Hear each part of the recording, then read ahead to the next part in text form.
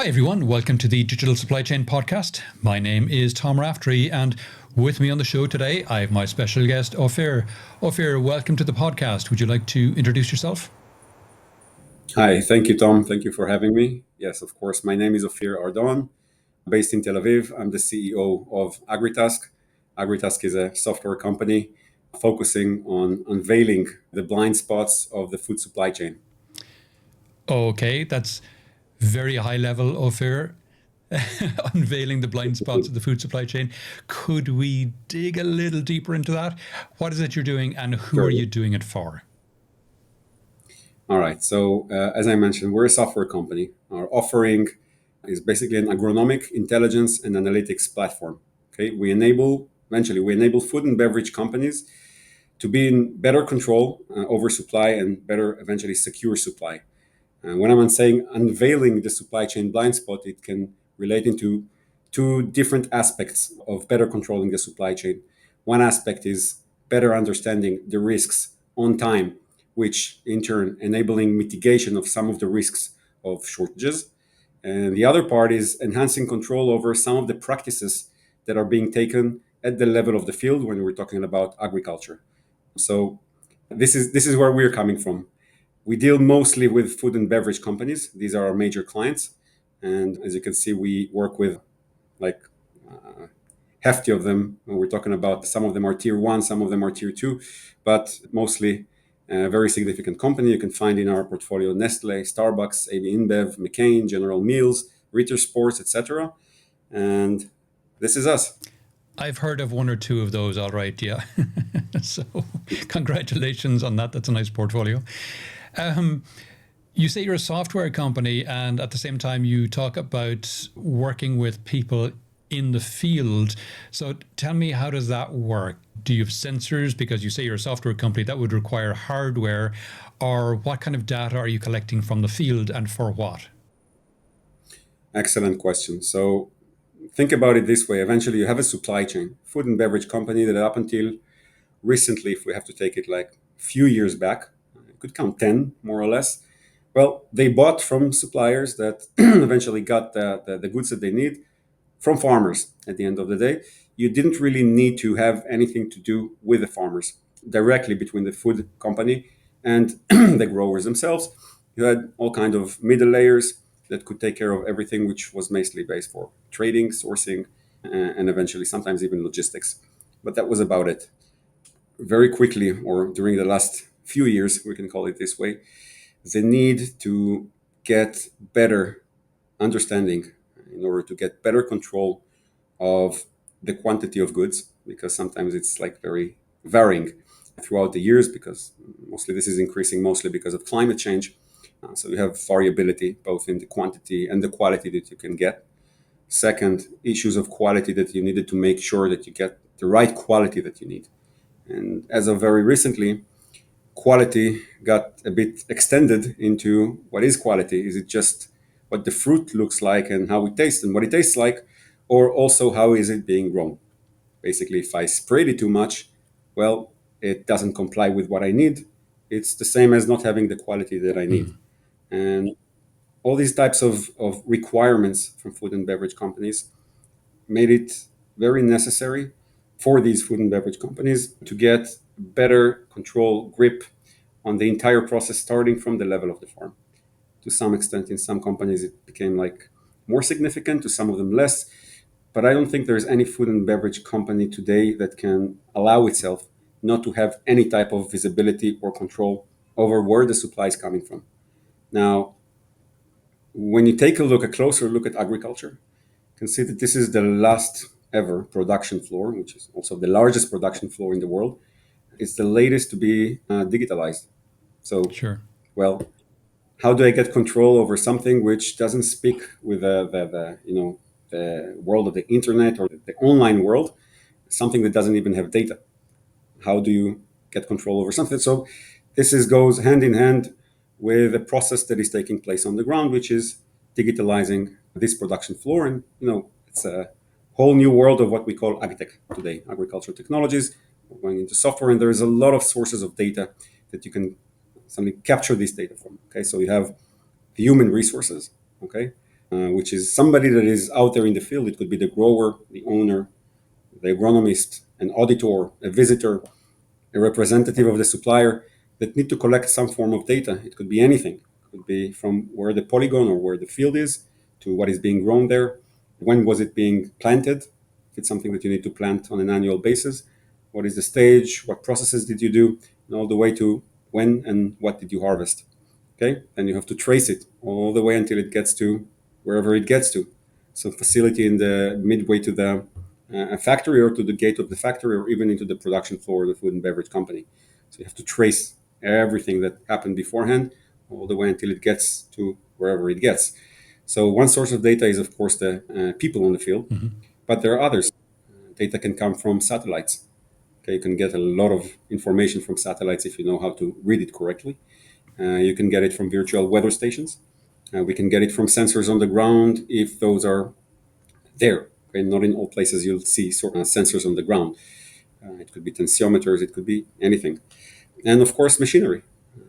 Okay, Sure. so if you have a tractor, if you have a John Deere tractor, so it communicates with the John Deere Operations Center, we can integrate with that as well. So whatever is available, we know how to integrate. We know how to work with the minimum that you have, and we know how to aggregate everything else that you have over there. We are very agnostic to the source of the data. Okay, it could be anything. We just have to make sure that the data that we need is being collected. And if it's not being collected today and we can't find a workaround to get there, so simply somebody will have to take care of that, send somebody to the ground and actually collect this data. Oh, But at the end of the day, go on. we have the field and all the layers of information that we can put, like layers in terms of how many types or sources of data you have, and throughout time, covering the entire season, after season, before season, and sometimes even following or tracking the harvest. So many sources. Okay. And what kind of crops are we talking about? Is it a specific crop or is it a multitude of crops? How does that break out? Well, we're also crop agnostic. We're focusing on the relevant processes for the supply chain and the relevant processes that are tied to it from the agronomic side. So we're to some extent agnostic to the type of crop or to the crop that we're handling because we get, let's say, the skills that are relevant to that specific crop. We get it from the biggest experts to that, which are usually the supply chains themselves or the people in the supply chain that have been buying for many years from specific farmers or from the people on the ground or on the field, the agronomists that have this knowledge. So we take their knowledge, put it in the system in a way that we don't need to control the skill of that specific crop. Okay, we make sure that the processes are being done in a way that can be captured later digitally. That's the focus. The decisions can be taken faster, that you document everything and that everything looks different like a factory. Right. But there are some crops that we've managed to gain more experience with. Of course, it's starting with the big, the major ones, which are the field crops. If it's soybeans, cotton, corn, or maize, etc. So these are the large ones. But then again, there's some certain supply chains that we went into more deep. So with beer companies, for example, so barley, it could go for coffee, cocoa, and some others. But all in all, if you wanted me to give you a count, I would say around 70 to 80 crop types that we have today on the system. Okay. And what are the main challenges the food and beverage companies are looking to solve with this data? What are the main things that they're looking for? Well, you can divide it into two, which we believe recently and more so going into the future are going to be eventually combined into what we call, yield management from the perspective of the supply chain manager at the end of the day. But there are two perspectives to it. Each one of them, we have several solutions addressing different pain points, but basically divided into two. There is the agronomic, or if you want to call it the operational part, the part that you care and want to track and want to help or want to somehow control certain practices that are being done on the field. Certain practices could affect quality, could affect quantity, or compliance with something. So this is one part. So we have solutions that are related to advisory or like a digital advisor to the farmer himself, okay, Sure. to the level of digital recording of his processes that can be later documented. So this is one type of solutions that we have, tightly managed in between the farmers, more to the farmers, but also to the supply chain that needs to somehow control or to make sure that something is being done on the ground and on time. On the other hand, we have things that are more related to sustainability. And in a second, I'll say how this is all connected. So these are things that could be related to mostly certification or certification processes. You want to make sure that whatever is being done on the ground is compliant with something that you, as a food and beverage company, need to be compliant with. It could be something that is related to your own KPIs or your own sustainability KPIs or quality KPIs, but it could also be things that are related to the regulatory environment. Okay, as of recently compliant with EUDR. Sure. Okay, this could be another example. So it's an all array of solution that can help food and beverage companies or supply chain managers to manage this entire difficult process of compliance, general certification management, and everything else that is related to that. The other part, which we usually deal with or that we have a solution for, is related to carbon. Okay, everybody are talking about carbon. Some want to measure what is the current footprint. Some want to get to net zero. Some want to sell credits. But this is a very hot topic today. And it also requires something which is very similar to the other solutions that we already provide, that you need to capture the data that later you can calculate into carbon on one hand, or to translate it later into processes that you want to change in the field that farmers will follow. And in turn, you'll be able to measure it and show what is the impact that you have on carbon. So this is another type of solution. Bring this all together and connect them, because we believe it should be like we manage it on the same platform, because we believe that sustainability and agronomy should be one of the same. It's capturing almost the same type, or like you use the same data for both purposes. On one of them, you look at it in terms of quantity, accounting, things that are more related to financing and agronomy. But the same data you can use to whether I did something that I should have or I did something that I shouldn't have, and calculate it or look at it differently. So eventually, it's the same data that we collect today, but we take it in different routes. One of them impacts the agronomy and gets you some type of a vision into quantity and quality, and the other one gives you the same measurement but for compliance purposes. As the manager of the supply chain, you got to have both, because if you want to manage your supply, expect what is coming. Is it what I expected? Is it coming in the form that I expected, in the quality that I expected, and is it compliant with my objectives, my KPIs? Some things you can just not accept. You have to look at all of them in order to say, what do I have coming, and whether or not I'm going to have shortages that I need to handle or address ahead of time. So that's why we call it all together. It's kind of like yield management. This is how we call it. Okay. And you mentioned the EUDR. I had an episode about that about, I don't know, a month or two ago at this point. But for people who might have missed that episode, can you give a quick overview of what that is and how it impacts? And also mention as well some of the upcoming carbon regulations to kind of give some context as to why this compliance is important. Okay. Let me simplify EUDR, because I can complicate it significantly.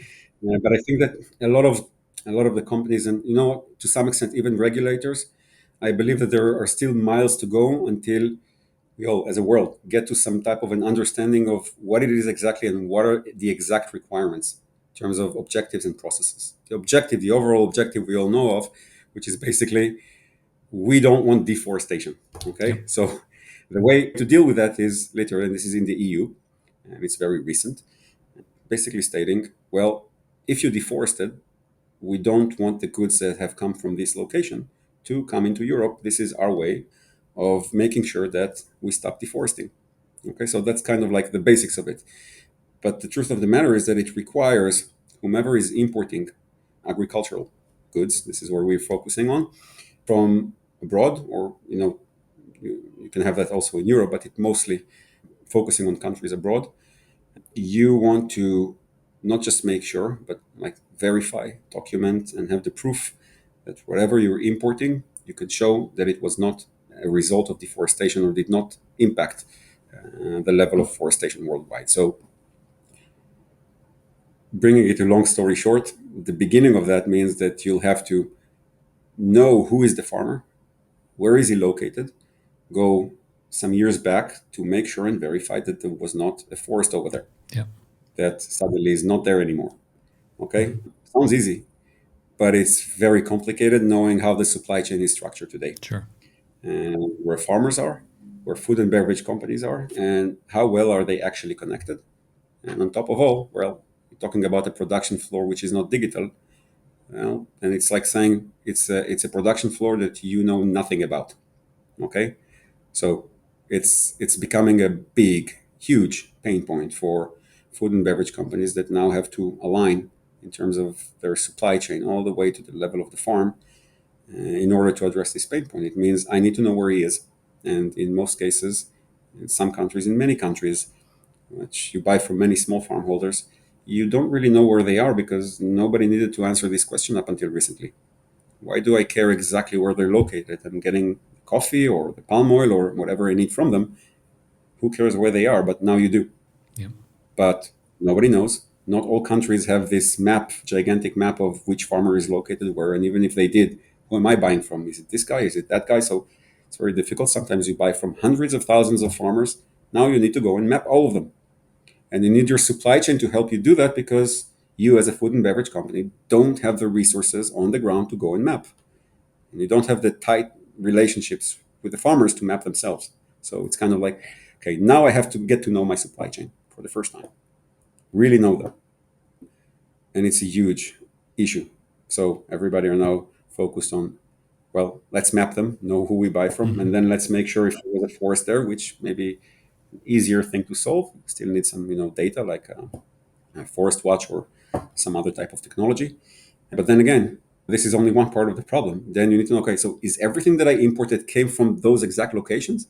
How do I make sure that nothing else got there to the batch that I'm importing now? So I have to make sure that I actually mapped everybody and that nothing else is contaminating my supply chain that is coming from elsewhere, place that I don't know where it came from. Okay, that only touches the first point. I believe that later points that were not so much addressed to up until now. Okay, so if he deforested, maybe I cannot import from him. Is it true? Is there something that we can do to accommodate that? And even if they're just at risk, what do I really need to do to verify? What will be sufficient for me to show the regulators that it's sufficiently for them to say, okay, you did what you could, you did good, what you brought you can import now, and everything is okay. Uh, Kind of reminds me of a world that started 20 years back, and maybe even more, with anti-money laundering in banks. Yeah. Okay, banks have to make sure that people don't launder money. How do you track all the billions of people that, well, not all of them have bank accounts, but the people who have bank accounts, how do you make sure that what they do is not somehow related to money laundering? So that's kind of like starts all over again. There was a whole industry that started back then. This is what I believe is happening right now, starting with EUDR. I have other coming up next, but And how do you fix for that? now, how do I fix the EUDR? Um, No. well, I can How do you explain. help your clients be compliant? Well, there are some leads that we have that we're discussing with client, well, not yet clients that we're discussing with it. We're starting from discussing EUDR, but we also have clients that we already have clients that are now worried about also EUDR. But let's look at it in a wider perspective. Okay, Sure. almost all food and beverage companies have, to some extent, some type of a KPI or an objective that is related to sustainability, some level of ESG. Yep. You choose economics, it could be social, it could be anything. You have your KPIs. This could, there is no standardization. Okay, so your guess is as good as mine. What is the best objective to have there? But you have objectives, and these objectives, by definition, okay, requires you to know more about your farmer. So this is a part of a wider ecosystem trend. Okay, Yep. it's not just coming from EUDR. EUDR is just a part of it. Okay, it's rushing. It makes like it's say it's okay to have an objective for yourself, but if you're about to be fined, so probably you'll follow these objectives even more so. Okay, EUDR will eventually have fines or some things that force companies to do that, not just voluntarily put an objective. But in any case, companies put objectives that are related to ESG. And in order to track it, so you have an entire world of certifications from types of sources. It could be internals, it could be like, standardized. You have many of sorts of types that some of them you probably heard about. If it's Rainforest Alliance, if it's Global Gap, it's could be anything. But it forces you, as I mentioned before, to get to know your farmer better and Sure. to bring the data and to document what you need throughout the supply chain, trace it so that you can actually show that you're meeting your KPIs, okay? That you're not defaulting on your promises, whether it's to the consumers or to the governments, okay? Hmm. So the problem is not just about EUDR, it's a general problem of one, getting closer to the farmer to get the data. That's one. And the second one, which everybody, like a lot of the companies that I see keep not forgetting, but not addressing it first, is okay, I need also to impact them. Okay, either to show that they did something differently or that I somehow impacted them in a way that they now work differently or do things in a way that more accommodates the objectives that I want to reach. Yep. Okay, so one, let's measure, let's see, let's take a look, which requires a lot of like a significant process that wasn't there up until recently. And two, affect them. Two different things. Okay? Because to affect, I need their engagement. Also, to some extent, bring the data, I need the engagement, but for sure to affect them to do something differently. If you know farmers, it's one of the most difficult things to make them work differently. Why? They've been doing what they're doing forever, for generations Sure. sometimes. And they're experts. Okay? They're experts. They know how to work their ground. They know how to, like, produce the crops that they produce. And they believe in their way and they're not wrong. Okay, you can say some of them are better than others, but they're the experts. And now you're coming, somebody that is far away from them, and want to tell them how to grow differently. Hmm. Okay, and that's an issue. Okay, it's you can say it's kind of like, it's a business. You can affect him somehow, but is it a business? Are small farm holders or the businesses that you and I know, are these like really factories? They act like factories? No, they're closer to consumers than they are to businesses, because a lot of them are small farm holders. It's family farms. Some of them are very, very small, and it's not the same as, well, now you have a regulatory environment that you'll need to work differently. Well, good for you. In some places it can work, like, in the US you can file your taxes alone, but in other countries they have to deduct it to you by the employer. Okay, Yep. so it depends where you are, but you want to affect them, and to affecting them you have to tell them what they'll do next is better than what they've done for generations. That's one thing to think about, which doesn't always work, or in most cases it doesn't work.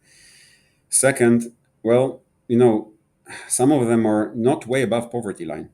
Okay, some of them are, some of them aren't, but they're making, let's call it, zero profits, because it's not much more than that if they're profitable.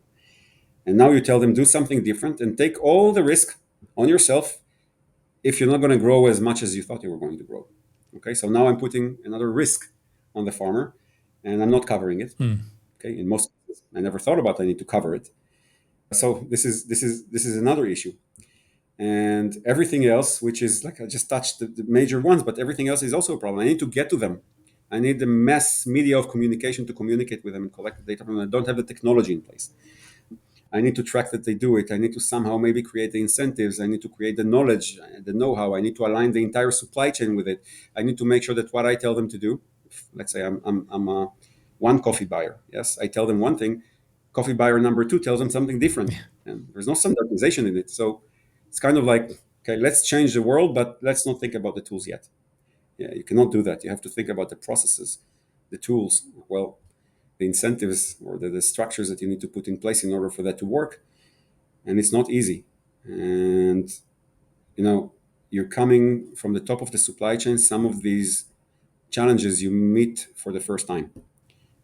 Some of the challenges you've been able to somehow, to some extent, address in the past, but not in a continuous process that covers everybody. Okay, and that's an issue. So you need to put the right processes in place, and you need the technology to support it. Okay, and both things are new. Yeah. So what we get is each company is trying its own way or program, okay, which takes time to implement. Each company can try different technologies. Some of them try to extend their own technologies. Some of them are trying to build it internally, which is good for day one. But when they find out that this thing is ever evolving and they need to ever evolve their, let's say, their technology, not like adding a process once a year, but on steroids, because this is how the what you just learned today that you have to do with them suddenly changes and you need something else. It's hectic. You need to change it several times during the year and you need technologies to support that. And food and beverage companies are not tech companies. So kind of like starting and then stopping because it doesn't work. You have to go back, start from scratch, maybe change the process, maybe find a different technology. Sometimes it's very difficult to do. And this process takes time, takes resources. It doesn't succeed on the first day unless you're a company that will do it 5 years down the road and everybody will have experience and you will learn from all the mistakes of the former ones. But it's a gigantic ship that is moving slowly and it's not easy to maneuver, Yeah, yeah, yeah. accelerate the speed. Yeah, I mean,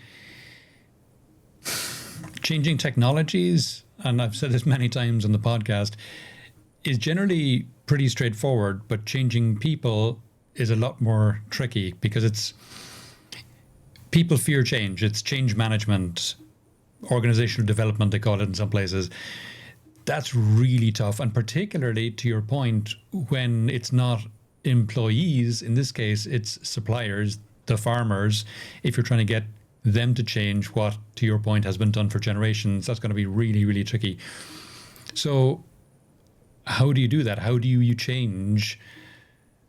How do you manage that change management issue? And how do you manage the change in technology? Because, to your point again, the technology is changing really quickly and has to. Let's try to start with what we cannot do. Okay, and I want to give an anecdote here. Okay. Okay, factories 50 years ago. Okay, if you want to reduce injuries in factories, you don't just require your employees to work more safely. Okay, let's start from there for a second. Think about that, and now let's look at the farmers. And I want to take an anecdote from the one piece of the pie from dealing with the farmers. Carbon. Okay, now, there are a lot of issues with carbon, and we can deep dive into them just a little bit to understand it. But at the end of the day, you either want to be net zero, okay, Yeah. like as a supply chain, or I don't know, you want to sell credits maybe because you're absorbing more carbon than you are emitting, and you want to sell the credits, and you'll have more money. One of the two, you can make your economics better at the end of the day. And I mean, you want to expect the farmers to do something different. Okay, so let's take a look at this process for a second. You got to have the visibility that you need into the farmers in order to start documenting everything. Because if eventually you want to either sell credits or calculate at a massive scale, okay, what you emit or what you sequestrate, it doesn't matter, one of them, you'll have to measure, and you need the technology and the processes in order to measure.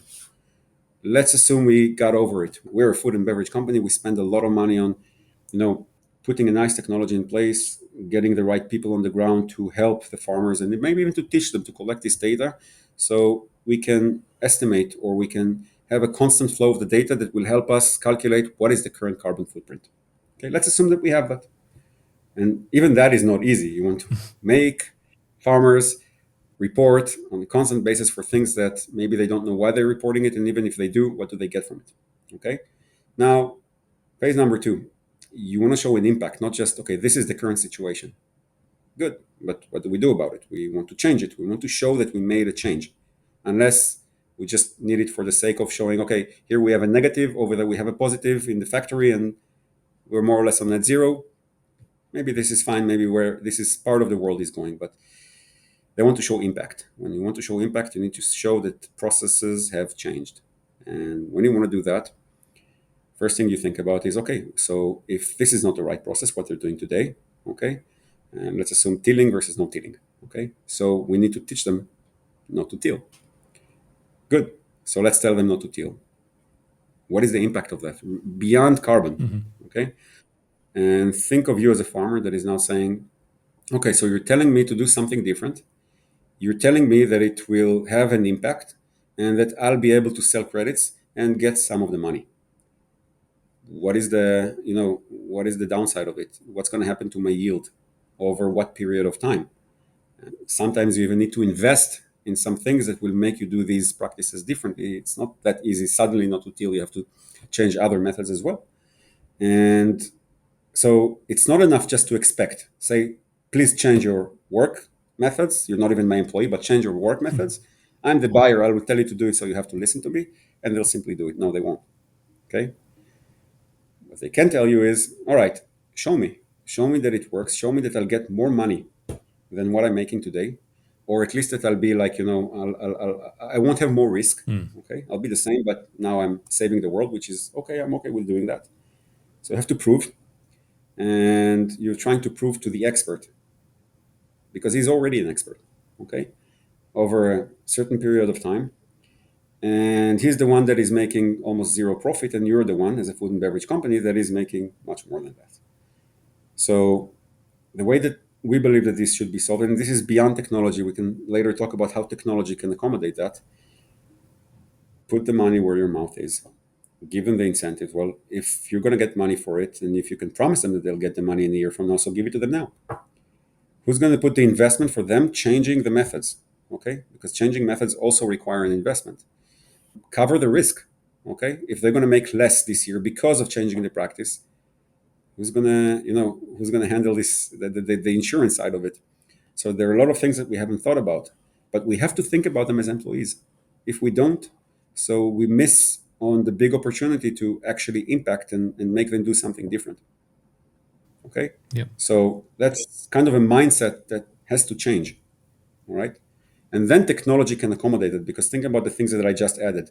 Give them new practices, show them what these practices are going to do, track it so you can give them ahead of time recommendations for handling the risk on time during the season, because they work in a different way than what they were used to. Incentivize them. So now you have to put a whole incentive scheme, a new incentive scheme in your supply chain to implement it and to track it and to measure it and to be able to pay to sometimes hundreds of thousands of farmers. And so think about the new things that you've just implemented. Oh, sorry. You also need all the middle layers to be aligned. So it's the suppliers, it's the cooperatives, it's sometimes you have another layer in between that need to be aligned with it. Okay. Everybody have to have some visibility because you need them in order to push for these practices to happen. So you suddenly need to put a whole new digital platform for everybody to align on based on the new processes that you're right now trying to implement. Okay, that's day one. That's just day one. Yeah. Day two, you'll probably learn from many mistakes that happen. And the second day, you already have to make changes in the system, in the processes, in the incentives, and in everything. So whatever you had in day one helped you to learn for day two. So hello, day two. Now we have to implement half of it, re-implement it. Day three, another half, and then it goes and until you have some type of a constant process, which is a new process. Okay, it cannot take a year just to implement this process. These processes for sure will take you more than one season Yeah. Yeah. of growing the crop. It's not just think about changing your mindset. It's about thinking your resources in a different way, calculating your resources that you will need to make this change in a much more longer term perspective. And at the same time, think of the technology that needs to accommodate that in order to be able to support it. Sometimes it's more than one technology, okay? Not just one that you will need, but you need something to cover that. It's like thinking a new production floor. It's like thinking a new ERP. Right. Okay, so that's a whole new world of solutions out there that you need to start questioning, but thinking about, and that's kind of like my 2 cents on that. It's kind of Um, daunting. no, it's not daunting. It's just that it's a realization that yes, we need to make these changes, but it's not going to be like one day work. You know, shooting the first arrow, and I probably will aim right and I'll hit, and it shouldn't have been that difficult. No, it is, because it's a change management. It's a whole process of changing your entire supply chain and rethinking it. The ways to do that is basically to work in steps, to put like stages over time. Have a plan. Yeah, I want to get there. Let me put it 5 years in advance. I'm going to get there in 5 years, and let's take it back now. In the first year, I want to be able just to measure, and the second day, I want to just be able to improve the ways that I measure and the processes, or the ways that I'm doing it. Okay, add another technology, change my process a little bit. Year three, I want to implement a new process and see how it works on a subscale of farms. Year four, I want to increase that. Year five, I want to measure everything and think about the next step. So you can think about it as a longer term plan. That would be an alignment of expectations, alignment of expectation of how to do it. But it also has to be a rethinking of resources, because what you have to put in advance has to take into account that you can't treat farmers as your partners. You have to almost treat them as an employee in terms of what is the risk that you can enable them to take, Yeah. that you will need to take upon yourself. And I think that this is a shift that I already see happening in some cases. Okay, I'll push it. I cannot state names of who's doing it exactly like that, but you do see some that use these best practices and understand from day one, or maybe they've made a mistake before, but I wasn't aware of it, and they learned from it. But when I see them today in their, for me, it's their day one. Some of them are actually taking a stand in this direction. Okay, taking a step in this direction, and actually understand that it's different levels of resources and perspective that they have to take into the supply chain. Most of them start from, okay, let's start with one country and just one layer of the farmers, not everybody, because we want to make sure that it works. And then you start seeing these things like work in a different way. And they're not looking for quick wins. They're looking for something that they can continuously measure. And the investment that they put in this continuous measurement is going to add either to their ROI in terms of pure economics, or to their ROI in different terms of meeting their KPIs, which have some other return on investment that is not necessarily measured just by money, but consumer respect. It could be a lot of other things that are not directly related to pure bottom line for the next year. And where's the logical conclusion for all this? Where is it all headed to? Well, I think you have two very good examples today happening. Okay, we have three. Let's look at the three examples that are happening. One example is the world is giving you incentives, and this is the carbon market. Okay, so you do have stock exchange for carbon credits. Mhm. It's not that advanced. It should be much more advanced and stable in order for to have a whole world working around it. Okay, it's not yet there, but it's going to get there soon. So this is like the point of view of incentives. Here you have the example of incentives out there that could translate into bottom line that you could start using and harnessing in order to make a change, a long-term change in your supply chain. Okay, so take a look at it in a longer term perspective, and put the money according to that, and start building a whole plan that will eventually enable you both to show that you reduced the carbon, the carbon footprint, you changed it, and you have a way of capitalizing on it. Okay, that's one example coming from incentives. The other one is what we say have the carrot and the stick. It's coming from a regulatory environment. The EUDR is one example. Yep. I don't want to be, it's not about being negative or being pessimistic, but I do think that fines work better than incentives in some cases. So EUDR is an example. Okay, so now you're being forced. You will no longer be able to work if you don't change a certain practice. Okay, so it would be interesting to see how this evolves. Okay, how fast will they actually be able now to do this change management, and obviously from the expectations of the regulator on steroids. So it's going to be very quickly, and they have to do something radically now. Everybody are under pressure, so they're actually looking for solutions, process-wise solutions, and working with the rest of the supply chain, but also looking for technologies. So this would be interesting to see how this affects. But these are like two extremes. Like one of them is pure incentives, like positive incentives. The other one is negative incentives. Fine. At the end of the day.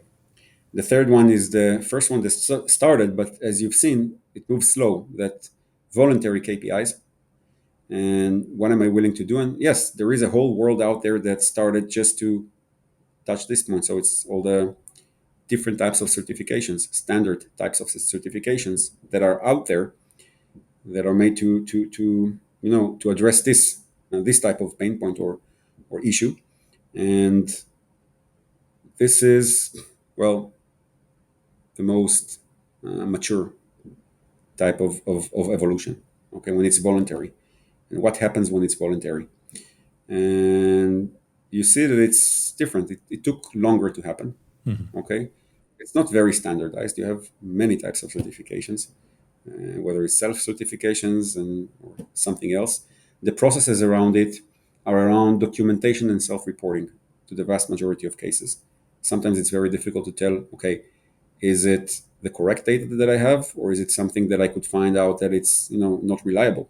Sure. So these are the issues that you see over there, which would be interesting to see if this type of mechanism is changing when you look at either carbon that is coming from positive incentives or negative incentives, like such as coming in the EUDR. What's going to be different in the evolution of the latter two than the first one that I just mentioned?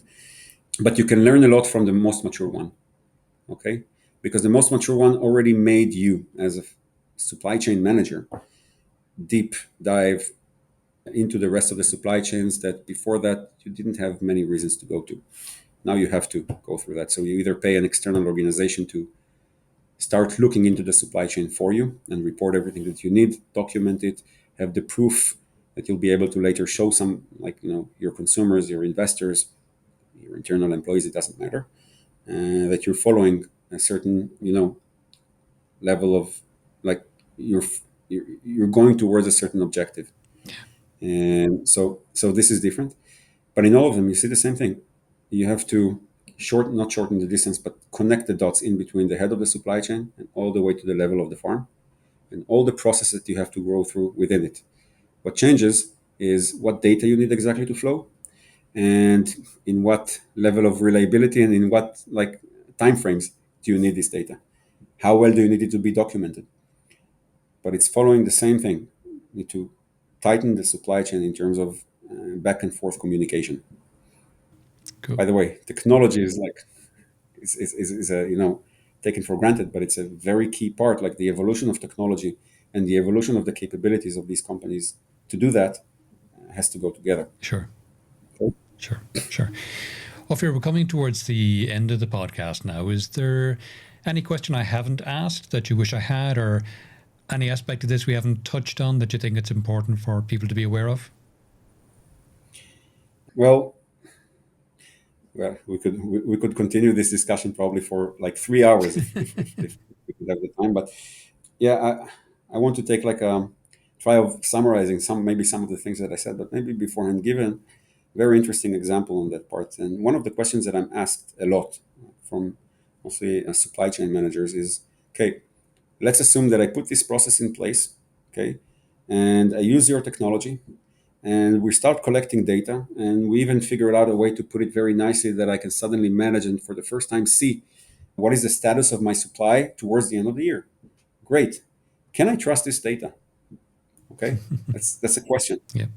And it's interesting to see when that happens how many ways you actually suddenly have when you digitize something on the right platform that you can actually verify this data.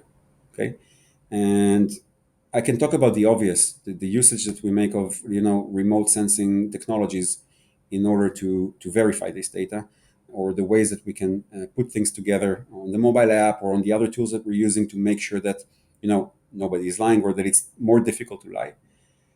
When you have a lot of data incoming from farmers, not just one point of data, but a lot of them, you can suddenly see something like, okay, so now I suddenly have some type of an average or a range, which looks normal. I can suddenly, for the first time, see not just who is an outlier, but what is an outlier? What is a lie? Yeah. What does a lie look like? What does the truth look like? And it's amazing to see how quickly you can get to that. Okay. Right. So my answer would usually be, yeah, well, you can't see this when you don't use technology. You can't even capture or understand how fast you'll be able to verify this data, how quickly it will happen. But that we really have examples that show within a season, you can already start verifying things that you couldn't even imagine you would be able to verify in the future. And suddenly you see many opportunities to suddenly help farmers. You see pitfalls. Some of the farmers, whoa, they're doing something different. I can help them do better, and I have the data to prove to them that they'll do better. Why? Because I'm showing them their neighbors. So, not by names, of course. It's like data privacy, but like I show them where they are versus everybody else. And you find new opportunities that you couldn't even imagine, that suddenly you can add value. When you add value, you get their engagement, and suddenly this type of back and forth communication escalates. Not escalates, but intensifies, and it happens rapidly.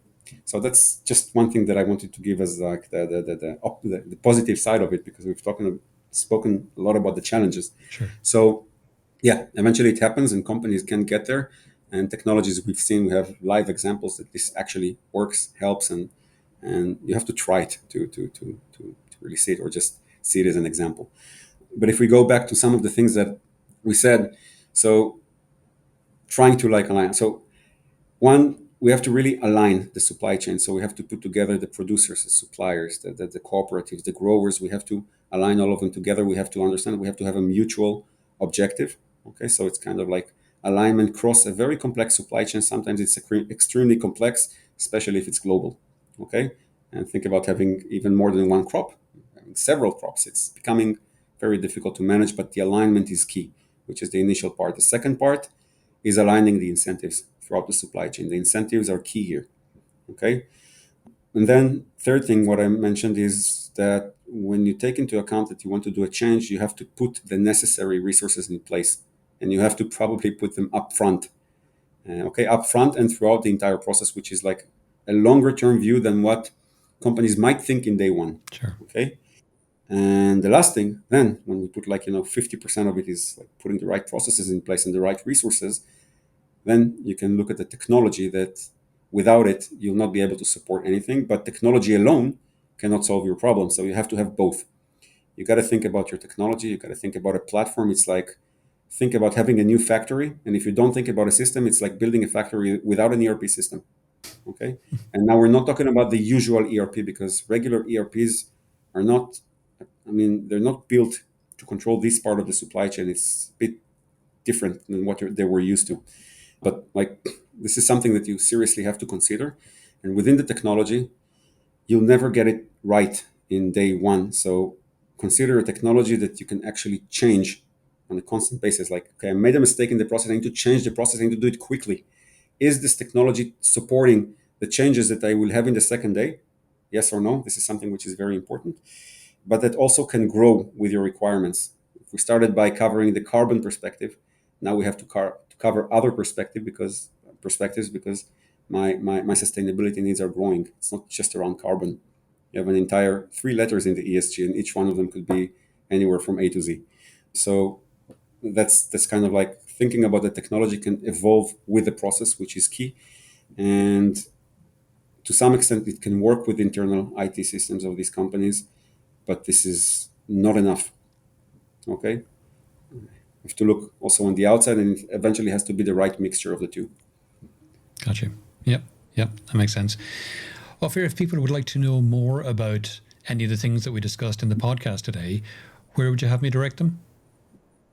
Well, we have our website. Let's start with that. So it's www.agritask.com.